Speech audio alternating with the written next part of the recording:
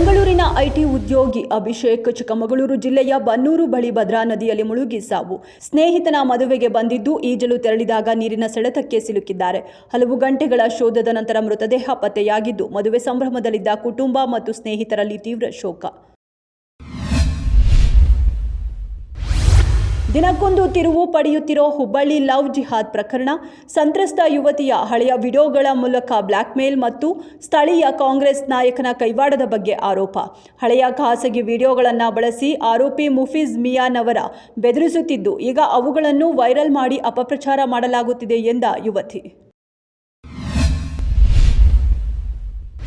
America, Israel ಮತ್ತು Iran ನಡುವಿನ ಯುದ್ಧದ ಕಾರ್ಮೋಡ ಮತ್ತಷ್ಟು ಬಿಗಡಾಯಿಸಿದೆ. ಹಾರ್ಮುಜ್ ಜಲಸಂಧಿಯನ್ನು ಕೂಡಲೇ ತೆರೆಯುವಂತೆ ಡೆಡ್ಲೈನ್. ಒಂದು ವೇಳೆ ಇರಾನ್ ನಮ್ಮ ಜೊತೆ ಒಪ್ಪಂದಕ್ಕೆ ಬರದಿದ್ರೆ ಆ ಇಡೀ ದೇಶವನ್ನೇ ನಾವು ಸರ್ವನಾಶ ಮಾಡಬಲ್ಲೆವು ಎಂದಿರೋ ಟ್ರಂಪ್. ಜಲಮಾರ್ಗವನ್ನು ಸಾಗರ ಸಂಚಾರಕ್ಕೆ ಮುಕ್ತಗೊಳಿಸಬೇಕು, ಇಲ್ಲದಿದ್ದರೆ ಇರಾನ್ ಅನ್ನು ನರಕವನ್ನಾಗಿಸುತ್ತೇವೆ ಎಂದು ಎಚ್ಚರಿಕೆ.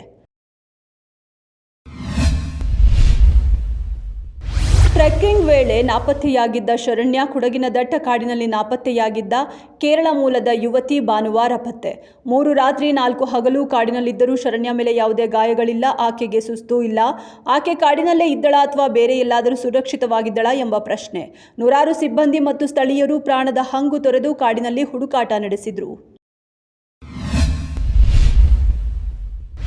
ಕಲಬುರಗಿ ಜಿಲ್ಲೆ ಸರ್ಕಾರಿ ಶಾಲಾ ಶಿಕ್ಷಕಿಯೊಬ್ಬರನ್ನ ಭೀಕರವಾಗಿ ಕೊಲೆ ಮಾಡಲಾಗಿದೆ.